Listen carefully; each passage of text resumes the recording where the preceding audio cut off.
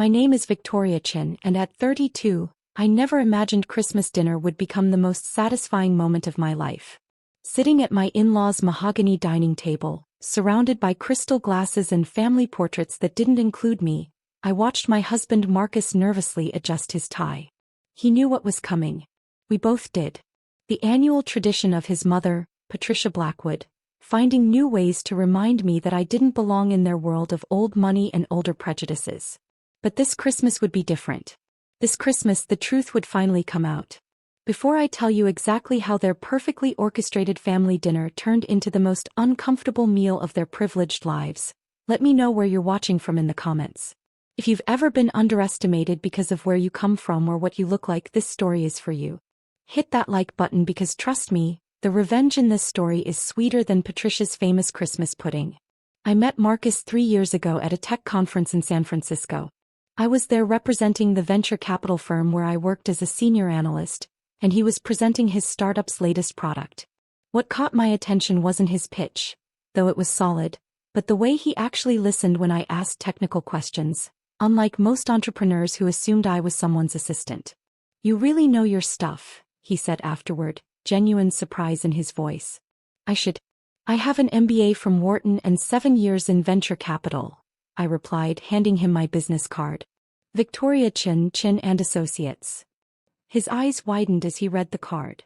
Chen & Associates wasn't just any firm. We managed over $2 billion in assets and had a reputation for finding the next big thing before anyone else noticed. What he didn't know then, and what his family still didn't know now, was that I wasn't just an employee. I was the Chin in Chen & Associates. Our courtship was refreshingly normal. Marcus was kind, intelligent, and driven. Qualities I valued far more than his family's wealth, though I had plenty of my own. He told me about his family gradually, painting them as traditional but loving. His father, Robert, was a retired investment banker. His mother, Patricia, dedicated her life to charity work and maintaining the family's social standing. His sister, Caroline, worked in art curation and lived off her trust fund. "They can be a bit formal," Marcus warned me before our first meeting. "Old East Coast money comes with certain expectations." I understood. I'd grown up in San Francisco's Chinatown, where my parents ran a small import business. Through scholarships, hard work, and strategic investments, I'd built something they couldn't comprehend. Wealth that didn't come with a pedigree or a family crest. The first dinner at the Blackwood estate was exactly what I expected. The Georgian mansion in Greenwich, Connecticut, screamed old money from its marble foyer to its oil paintings of stern-faced ancestors. Patricia greeted me with the kind of smile society matrons perfect in finishing school. Warm on the surface, calculating underneath. "Victoria, how lovely," she said, air-kissing near my cheek. "Marcus tells us you work in finance?" The slight pause before finance was deliberate, as if my career was a hobby I'd eventually outgrow once I secured my real goal, marriage into their family. During dinner, the questions came disguised as polite conversation. Where did I go to school? Wharton, but they somehow missed that detail. What did my parents do? Import business, which they interpreted as shop owners. How did I afford my apartment in the financial district? Investment portfolio, though they assumed Marcus was helping with rent. Caroline, blonde and sharp-tongued like her mother, was more direct. "It must be nice dating someone so established," she said, swirling her wine. "Takes the pressure off, doesn't it?" Marcus shifted uncomfortably. "Caroline. What? I'm just saying it's practical. Victoria's obviously very smart." The backhanded compliment hung in the air like expensive perfume, cloying and impossible to ignore. But I smiled and complimented Caroline's vintage Cartier bracelet, watching her preen at the recognition of her good taste. That night, Marcus apologized profusely. "They'll warm up to you," he promised. "They just need time." 2 years later, when Marcus proposed with his grandmother's engagement ring, a stunning Art Deco piece worth more than most people's cars, I realized they had no intention of warming up to me. The ring came with a lecture from Patricia about family traditions and maintaining certain standards. The wedding planning was a masterclass in subtle exclusion, with Patricia making decisions and then informing me of them later. "We've booked the club for the reception," she announced during one planning session. "It's where all the Blackwood weddings have been held." I thought we discussed the botanical gardens, I said calmly. Oh dear, that's far too public. The club is much more appropriate for our family. Our family. Never your wedding, or Victoria and Marcus's celebration. Always their family, their traditions, their standards. The wedding was beautiful and cold, like a museum exhibit on how proper families celebrate. My parents, proud and slightly overwhelmed, were seated at a back table with distant cousins and college friends. Patricia's friends occupied the prime real estate near the head table, where they could properly observe and judge the proceedings. During the reception, I overheard Patricia explaining my background to the garden club president. She's quite accomplished, actually. Works at some investment firm. Not quite our world, but Marcus is happy. Not quite our world. The phrase that would define the next year of my marriage. After the wedding, the subtle campaign to remind me of my place intensified. Family gatherings included casual mentions of ex-girlfriends who were more suitable. Charity events featured introductions that somehow never mentioned my actual job title. Holiday gifts were carefully chosen to reflect what they thought I could afford to reciprocate. Nice enough to seem generous, expensive enough to make me feel inadequate. Marcus, caught between his family and his wife, tried to maintain peace by minimizing the conflicts.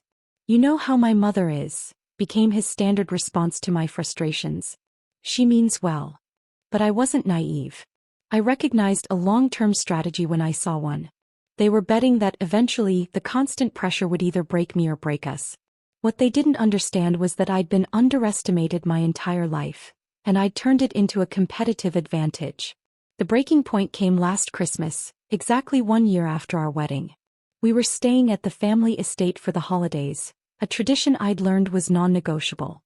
The house was decorated like a magazine spread, garland on every banister, wreaths on every door, and a 12-foot tree in the living room that required a ladder to reach the top.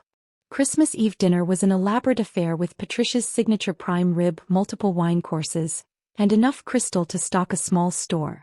The guest list included family friends, business associates, and several unmarried daughters of Patricia's contemporaries, a not-so-subtle reminder that Marcus had other options.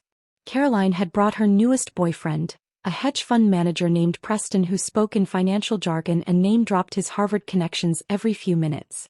The conversation inevitably turned to business and investments, with Robert holding court about his glory days on Wall Street.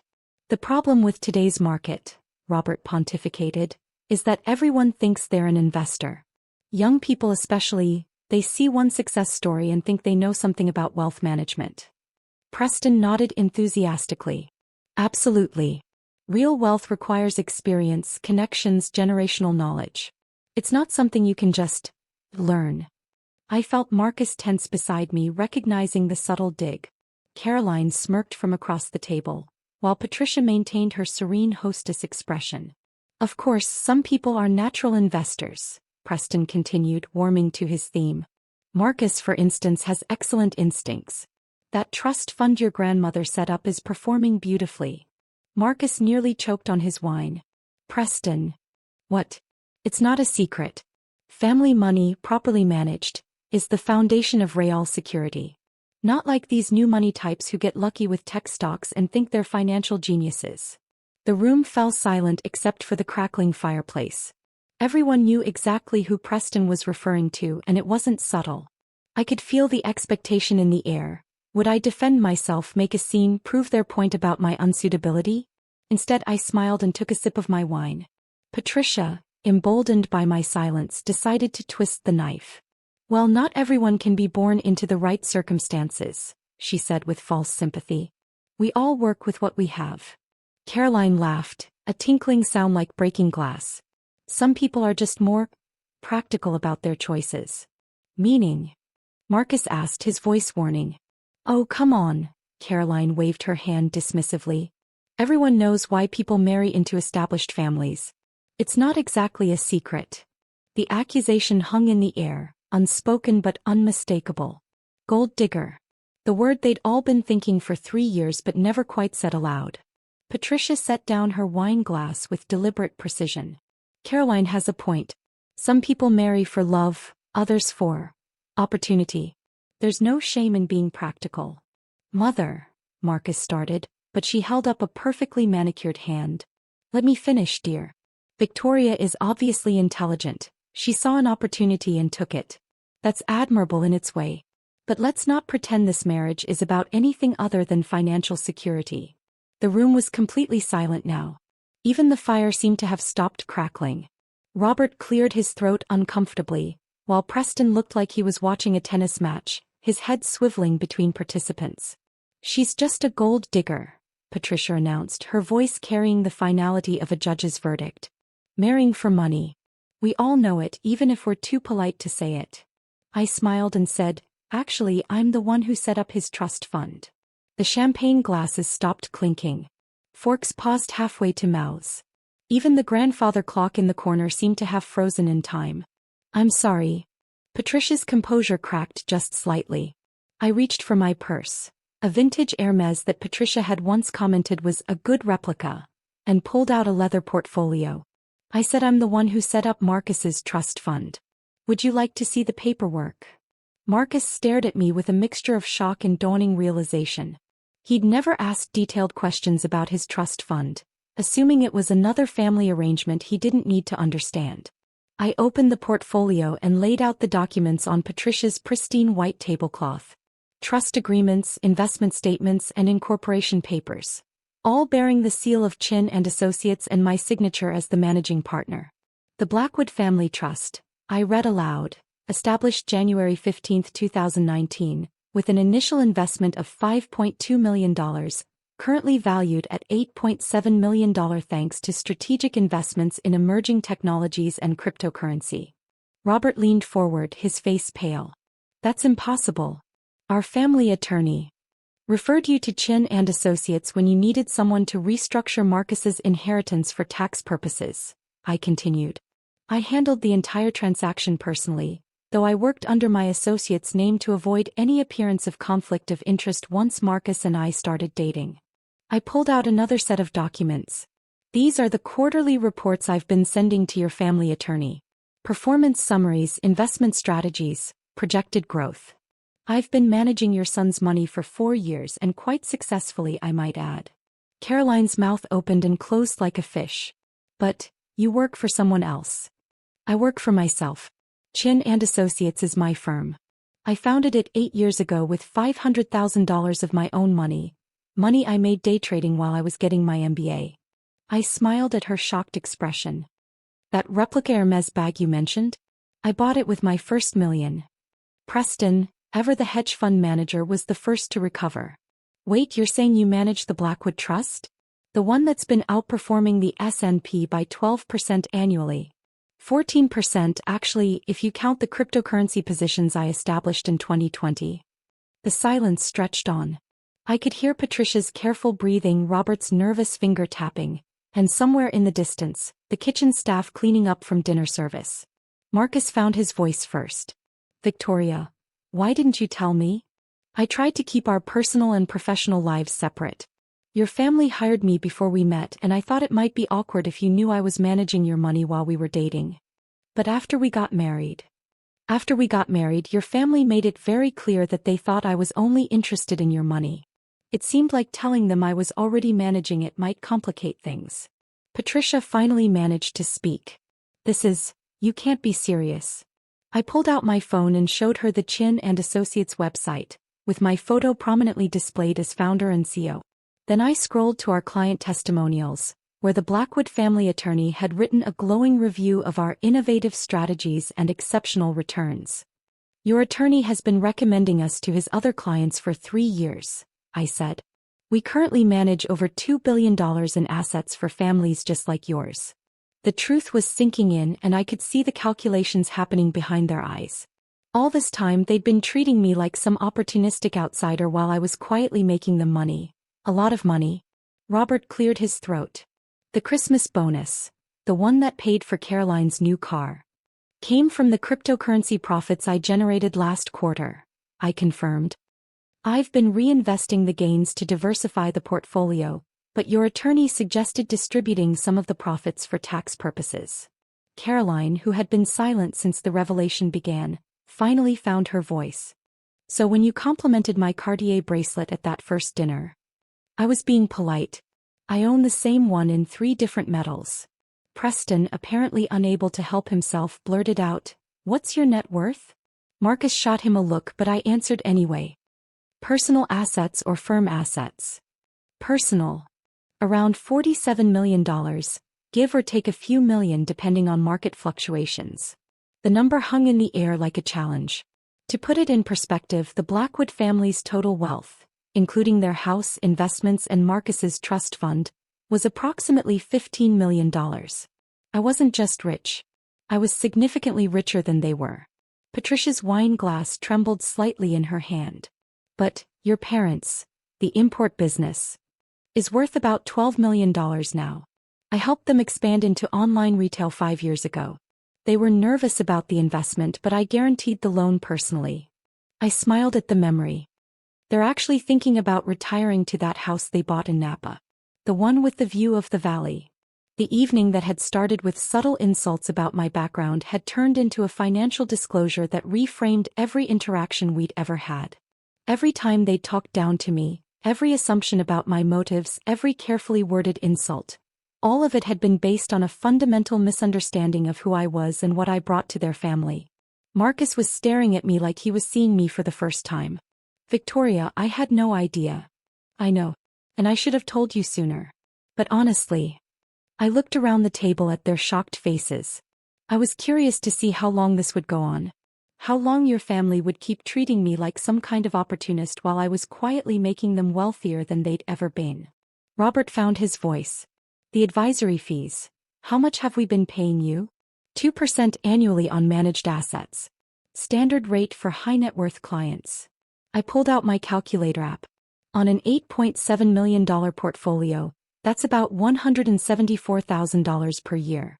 But considering I've grown your initial investment by 67% in 4 years, I'd say you've gotten excellent value. The math was brutal and undeniable. Not only had they been wrong about my motivations, but they'd been paying me handsomely for the privilege of being wrong. Caroline, who had built her entire identity around having more than others, looked like she was going to be sick. "So when you said you couldn't afford the charity gala table last year..." I said I hadn't budgeted for it. There's a difference. I prefer to research charities thoroughly before making large donations. Unlike some people, I don't give money just to be seen giving money.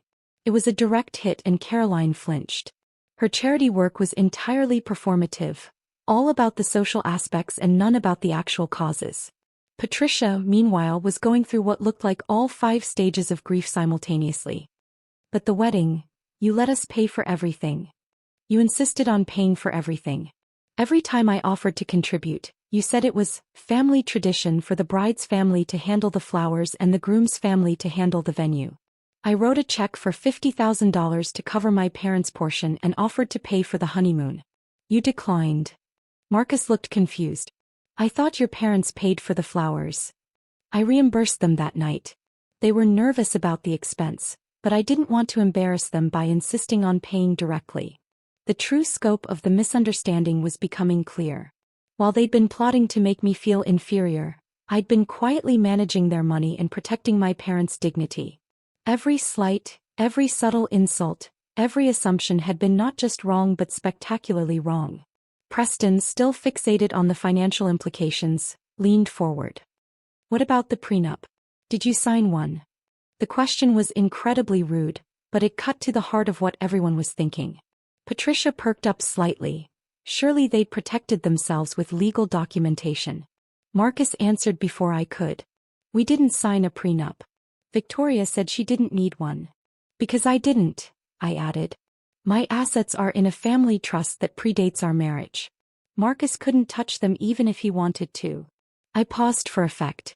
"But if we divorced, he'd lose access to his trust fund management. I suppose he'd have to find another investment advisor." The implication was clear. I held all the cards and I always had. Robert, ever the practical businessman, was the first to grasp the full situation. "So you're saying, this entire time, you've been managing your family's money while your family questioned my motives for marrying your son?" "Yes." I closed the portfolio and slipped it back into my purse. "It's been an interesting 3 years." The silence that followed was different from the earlier shock. This was the silence of people recalculating everything they thought they knew, realizing that every assumption had been not just wrong but embarrassingly wrong. Marcus reached for my hand under the table. "I'm so sorry, Victoria. I should have defended you more. I should have told them." "Told them what?" "You didn't know either." I squeezed his hand. "But you never treated me like they did. You never questioned my motives or made me feel like I didn't belong." It was true. Marcus had his flaws, but he'd never been calculating or cruel like his family. He'd simply been raised in a world where certain assumptions went unquestioned. Patricia was still processing, her perfect hostess facade cracking visibly. "All those times when you said I wasn't quite your world. When you suggested I was marrying for money. When you seated my parents at the back of the reception." I kept my voice level, professional. "I remember." Caroline buried her face in her hands. "Oh God," the Hermes comment. "Among others." The grandfather clock chimed 10 times, marking the official end of what was supposed to be a pleasant family Christmas Eve dinner. Instead, it had become a reckoning 3 years in the making. Preston, apparently incapable of reading the room, asked, "So what happens now? Do you fire them as clients?" It was Marcus who answered, his voice firm. "That's enough, Preston. This is a family matter." But I was curious about the same thing. What did happen now? I'd spent 3 years being quietly insulted while professionally managing their money. The situation was unprecedented in my experience. "I don't fire clients for personal reasons," I said finally. "Your portfolio is performing well, and I have a fiduciary responsibility to maintain that performance regardless of other circumstances." Robert nodded slowly. "That's very professional of you." "I am a professional. I always have been." The evening concluded with the kind of awkward politeness that follows a social disaster. Gifts were exchanged with forced smiles and minimal conversation. Patricia's famous Christmas pudding sat largely untouched as everyone found reasons to retire early. In our bedroom that night, Marcus sat on the edge of the bed with his head in his hands. "I feel like I don't know anything anymore." I sat beside him, still wearing the pearl necklace my parents had given me for Christmas. Real pearls, cultured in Japan, worth more than Caroline's car. "What do you want to know?" "Everything. How long have you been? Why didn't you tell me?" So I told him. About starting with $500,000 in savings and turning it into millions through careful investments and strategic risks. About building a client base through referrals and reputation rather than family connections. About the satisfaction of being recognized for expertise rather than background. When your family hired me, I was already successful. When we met, I was already wealthy. When we married, I was already established in ways they never bothered to discover. Marcus was quiet for a long time. "I failed you," he said finally. "I let them treat you that way for 3 years. You couldn't defend against accusations you didn't know were being made. But I could see how they treated you. I knew it was wrong, and I chose peace over protection." It was the most honest thing he'd said in months, and I respected him for it. "What would you have done differently?" "I would have told them about your success from the beginning. I would have corrected their assumptions instead of letting them fester. I would have made it clear that you didn't need our money, you were already making it. And now." He really looked at me for the first time in our marriage. "Now I understand why you never seemed intimidated by them. You were never the one at a disadvantage." The next morning, Christmas Day, began with an awkward family breakfast. Patricia had clearly been up all night, probably researching Chen and Associates and confirming that everything I'd told them was true. Her usual confident demeanor was replaced by nervous energy and overcompensation. "Victoria, dear, would you like more coffee?" she asked for the 3rd time in 10 minutes. "I'm fine, thank you." Robert attempted normal conversation about the weather and local news, but everyone was thinking about the elephant in the room. Caroline remained mostly silent, picking at her eggs Benedict and avoiding eye contact. It was Marcus who finally addressed the situation directly. "I think we need to talk about last night." Patricia's coffee cup rattled against its saucer. "I'm not sure what there is to discuss." "There's plenty to discuss," Marcus said firmly. Starting with an apology. "Marcus, really, there's no need," I began, but he held up a hand. "There's absolutely a need.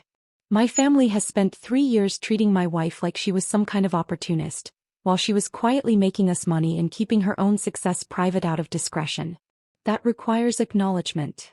Robert cleared his throat. We may have misunderstood the situation. You deliberately chose to misunderstand the situation, Marcus corrected. You made assumptions based on prejudice and never bothered to verify them. Caroline finally spoke up. We didn't know. You didn't want to know, Marcus interrupted. You were more comfortable believing Victoria was beneath us than considering she might be our equal or better. The conversation that followed was long overdue. For the first time in 3 years, the family dynamics were honest rather than hidden behind polite society manners. Patricia admitted she'd felt threatened by my confidence and had responded by trying to diminish me. Caroline confessed she'd been jealous of my education and career. Robert acknowledged he'd made assumptions based on outdated prejudices about race and class. It wasn't a complete transformation. Years of ingrained attitudes don't change overnight. But it was a beginning. The most significant change came in Marcus himself. That morning he called his family attorney and requested a meeting to discuss his trust fund management. He wanted to understand his finances better and be more involved in the decision-making process. I've been passive about my own money for too long, he told me as we walked through the gardens behind the house. I want to learn from you, not just benefit from your expertise. It was the conversation we should have had 3 years earlier. Over the following months, our relationship underwent a fundamental shift. Marcus enrolled in investment courses and started attending industry conferences. He didn't try to become an expert overnight, but he engaged with the subject seriously for the first time in his life. More importantly, he began standing up to his family when they slipped back into old patterns. When Patricia made a subtle comment about my different background during Easter dinner, Marcus immediately corrected her.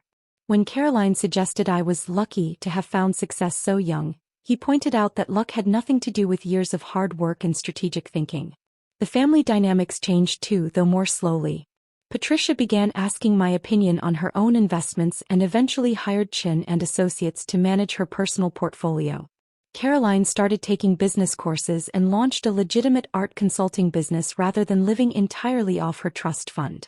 But the most satisfying change was in how they introduced me to others. No more vague references to my working in finance, or being quite accomplished actually. Patricia began telling people I was the founder of Chen and Associates, and Robert would mention our firm's performance when discussing investment strategies with his golf partners. 1 year after that Christmas dinner revelation, we hosted the family gathering at our new home, a contemporary house in Marin County with views of the San Francisco Bay. As I watched Patricia help my mother arrange flowers while Caroline discussed business school applications with my father, I realized the evening had become what it should have been all along. A meeting of equals rather than a performance of hierarchy. Marcus found me on the deck, watching the sunset paint the bay in shades of gold and crimson. Any regrets? He asked, slipping his arm around my waist. About waiting 3 years to tell them the truth? About any of it. I considered the question seriously. The 3 years of subtle insults and careful exclusion had been painful, but they'd also taught me something valuable about the difference between respect and recognition. His family had eventually learned to respect my success, but they'd never truly recognized my worth as a person until they understood my financial value. No regrets, I said finally. Sometimes people need to be shocked into seeing clearly. And now we build something better. That Christmas, as we sat around our own dining table sharing stories and laughter with both families, I reflected on the journey that had brought us here. The woman who had been called a gold digger was indeed involved with gold. She was making it, managing it, and multiplying it for the very people who had questioned her motives. The irony wasn't lost on me. They'd accused me of marrying for money while I was the one with money. They'd suggested I was beneath their standards while I was exceeding their expectations. They'd worried I would take advantage of their son while I was taking care of their assets. But more than the financial vindication, I'd gained something more valuable. A husband who finally understood who he'd married, and a family who learned that worth isn't determined by pedigree, it's demonstrated by action. As Marcus raised his glass to toast new traditions and old values, I thought about all the assumptions that had been shattered that Christmas Eve night. Sometimes the most satisfying revenge isn't revenge at all. It's simply letting the truth speak for itself. The champagne glasses clinked again, but this time they didn't stop.